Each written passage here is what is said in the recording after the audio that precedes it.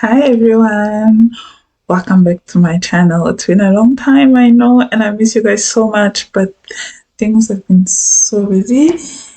Anyways, thank you so much for joining me today. And for those who are joining for the first time, welcome. My name is Myoga Molisha, and I truly appreciate you being here with me today. Um, Today, I want to speak about something that has been on my mind for some time. Like, I've had the idea of making it a video, but I'm like, no, going back and forth with my mind. And today, my thoughts won. So I thought, let me just make the video. It's about something that we don't often get thought about. Not thought, but thought about rather English. But it's something that we see in the movies and people display it for us, but we don't know the real situation. You guessed it, pregnancy. Pregnancy is much more than just the oh, your bump looks so very cute, oh, you're glowing today, oh, and then after pregnancy, oh, your baby is so cute, oh, all of that. It's much more than that. And I thought I should share my experiences and some of the things that I've researched, just to be able to educate people out there, so that, like myself and many other young women, you don't have to find out the hard way. You are prepared. Like, you're going into pregnancy confidently. Just a disclaimer, this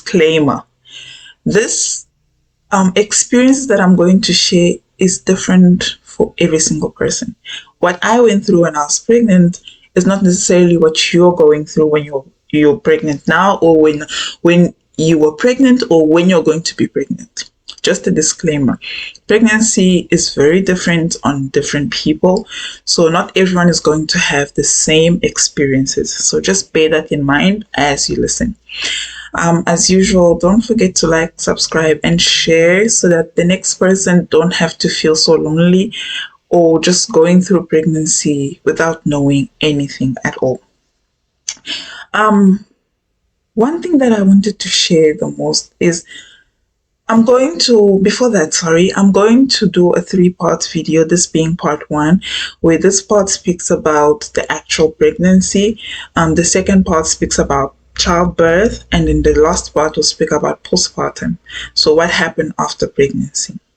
I hope you guys will find this video interesting and be able to engage with me. If you have experiences that I have not mentioned, please feel free to contact me either in the comment or even privately, to be able to share with them if you want me to share it with everyone else.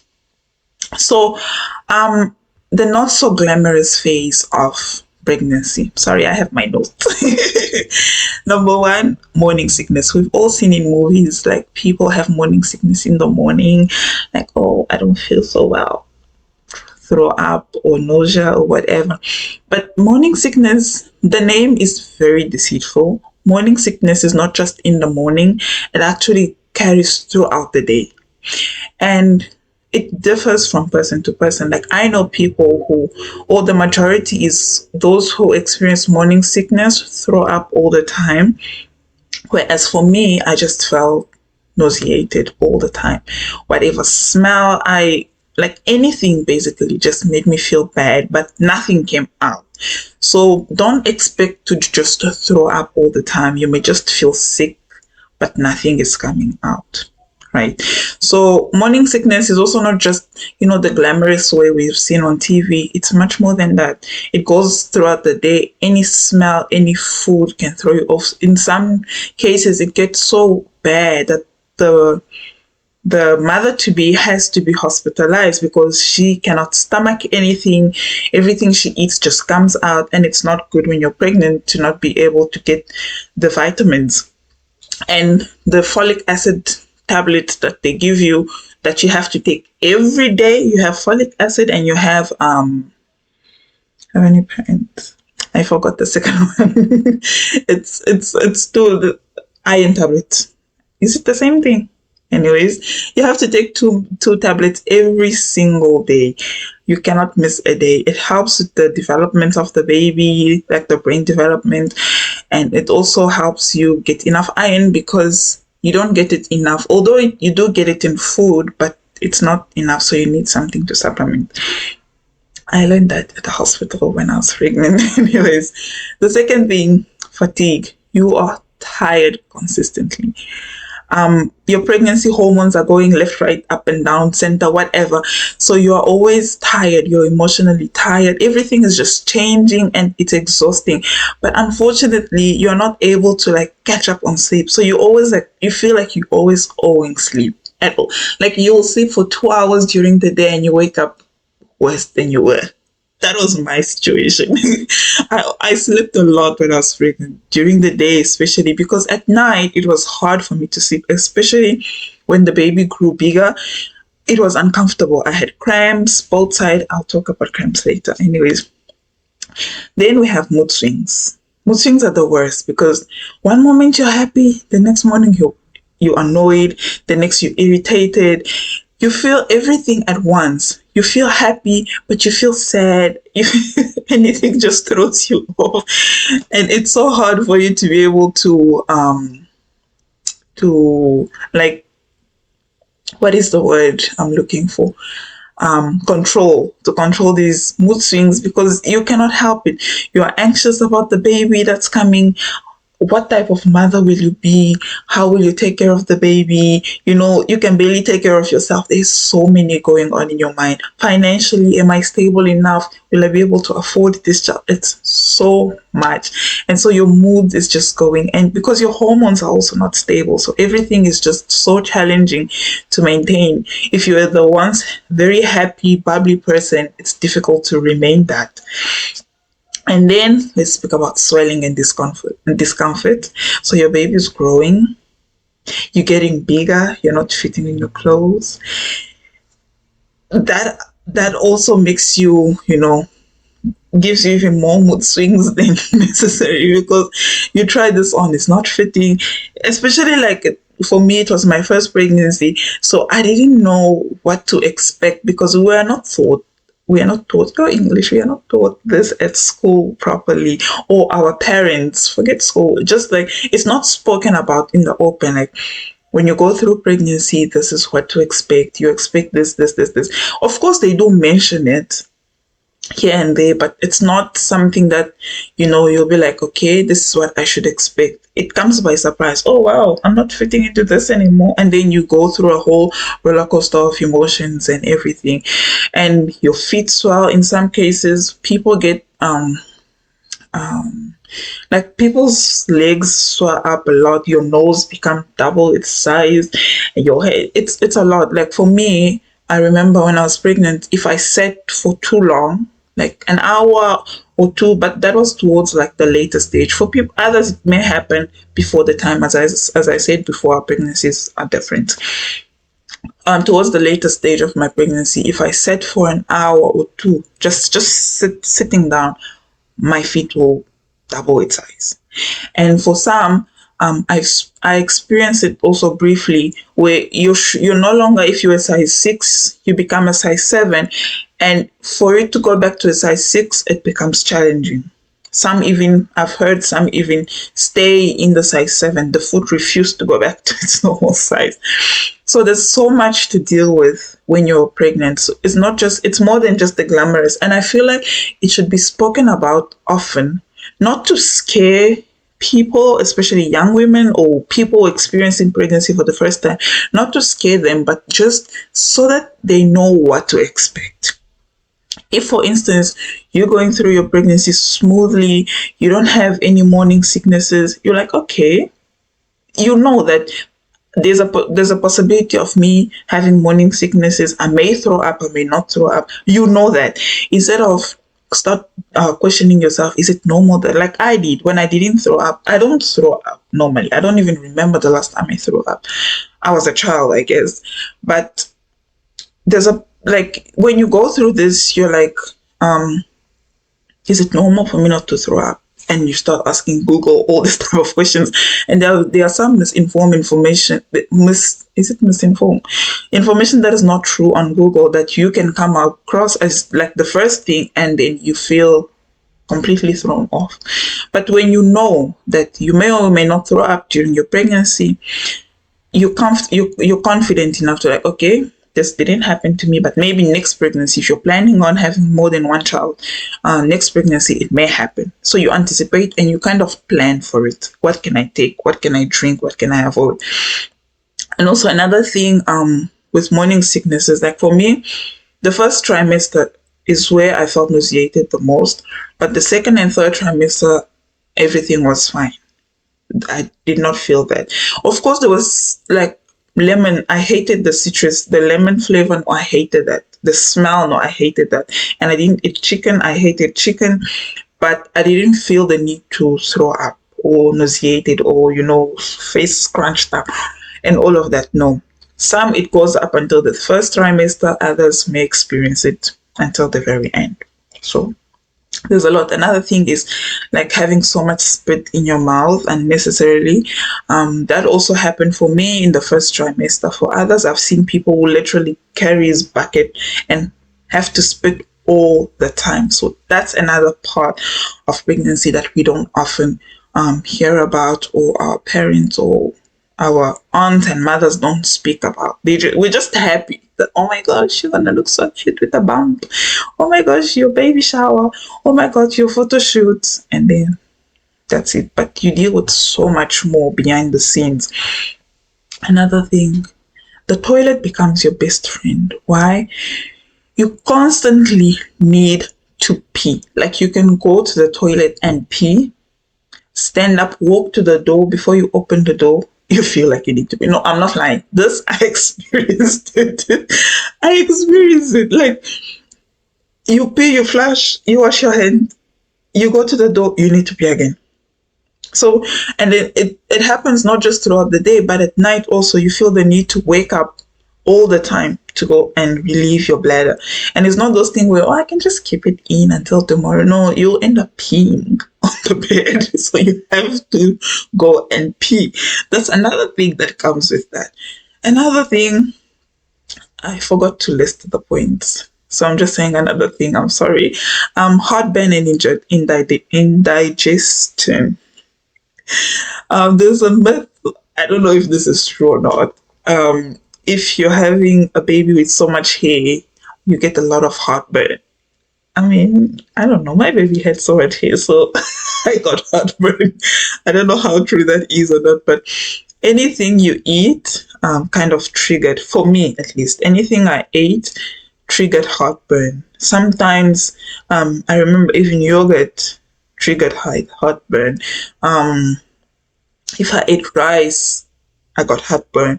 If I ate pap, I got heartburn. If I ate this, I got bread, I got heartburn. Anything just gave me heartburn. And of course, to ease the heartburn, I drank milk. Sometimes it helped, sometimes it didn't help. And that's just part of pregnancy. It comes with that. Maybe I'm not sure if there are others who don't experience heartburn, but I did. And some people I know also went through that. Then we have food aversion and cravings.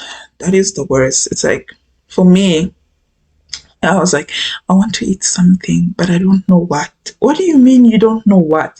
In your mind, it makes sense. It tastes nice and you want it, but you don't know what it is. So you go about munching on this, no, it's not this, munching on that, mixing this up, it's not that. And it's frustrating when you're not eating what you really want to eat. Or you just avoid food completely. The thought of certain food makes you want to throw up or makes you feel bad. So and again, this experience differ from people to people. For me, the thought of certain food, I didn't want to. I didn't want to even like just thinking about, oh, maybe let's say, for example, I want bread. No, no, no, no, no. That sounds nasty right now. That's how I felt. Or I'm really looking, excuse me, for some tea I drank when I was a child back in the DRC. Oh, goodness. So these are the food aversions and cravings you may experience. Again, if you didn't experience that, that's also fine. Pregnancy is different. So, yeah, then next point, stretch marks. So, when I was in the first 9 months of my pregnancy, 9 months, sorry, when I was in the first 7 months, oh goodness, when I was in the first 7 months of my pregnancy, I had no stretch marks. I was carrying normal. I think it was a bit like normal size, right? And then I remember after my baby shower, I had my baby shower at the end of the 7 month. Yeah. And after the baby shower, the baby dropped completely. Like I was carrying low now. You could see that this one went from here to here. And I started seeing stretch marks. They started coming and coming, and mine were like dark stretch marks, like stretch from here to here, from here to here, and you could see that. And I thought that you dealt with something, these stretch marks after. But then as I was scrolling on TikTok, TikTok is very interesting, guys. Besides the nonsense, as you were scrolling on TikTok, I saw that people start taking care of that before.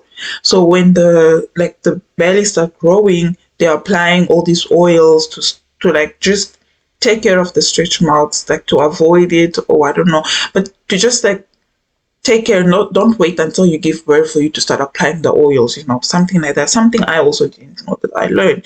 So you get stretch marks, your abdomen, your legs, sometimes even your arms and everything. There's also some people suffer from hemorrhoids or constipation.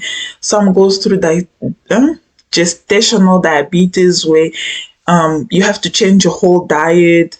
And then obviously there's difficulty in sleeping because you cannot find a comfortable position. You sleep left, it's not going. You sleep right, it's not. You sleep up. Sometimes I used to sit up like this just to save.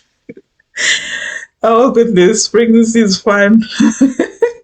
Then you have shortness of breath. Just getting off the bed become another thing. You out of breath, sometimes speaking even. So there's also that, but that is more towards the end when like the baby is extremely big. At least for me, that's how it was.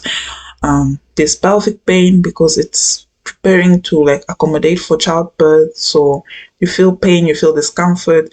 There's also Braxton Hicks contractions, where these are false contractions. You feel like, oh my gosh, I'm getting contractions, but they are not. They are they're just Braxton Hicks. So they are sometimes they are uncomfortable and can be painful, but it's not time for you to give birth yet. Sometimes I don't know how soon they can come. I forgot, but it's a bit towards later, not in the very early stages. So these are just some of the things that some I went through, some I've seen people go through during pregnancy that we don't speak about. There's also, I call them tribal tattoos. Like I had like dark line because I'm dark, so dark lines, like very black from here, from my underarms to my arms, like my legs from like my thighs down to my feet at the back. I call them tribal tattoos, and they took so long to go away. I still have some have faded, but not completely. And this is almost 2 years after I gave birth. So you develop so much more when you're in like during pregnancy that is not often spoken about, is not often shared about. And I felt the need to just share this so that people are aware what they are going into. And for those aunties and uncles who are like, when are you gonna get pregnant? So they should know. And some of them have gone through this, but they still, when are you gonna get pregnant? I hate that question.